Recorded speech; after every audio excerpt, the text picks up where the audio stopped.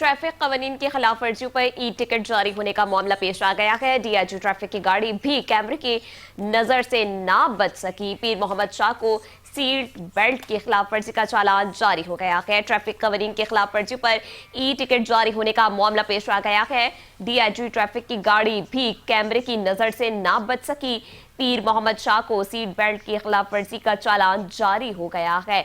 आपको अपडेट करें कि ट्रैफिक कवरिंग के खिलाफ वर्जियों पर ई टिकट जारी होने का मामला पेश आ गया है। डीआईजी ट्रैफिक की गाड़ी भी कैमरे की नजर से ना बच सकी है। आपको अहम खबर के हवाले से अपडेट करें और बताते चले कि ई टिकट चालान हो चुका है।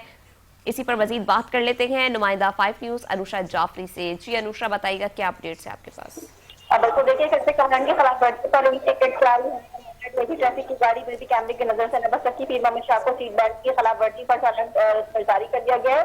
रोड 20 मेरिट के साथ 10,000 का चालान जारी किया गया है। जारी चालान गुज़िश्ता रोज जारी किया गया, जिसकी ड्यू डेट 19 नवंबर बताई जा रही है। सरकारी गाड़ी एडिसन के नाम पर एक्साइज में रजिस्टर्ड है। चालान के मुताबिक गाड़ी लियारी एक्सप्रेस वे गार्डन पर थी।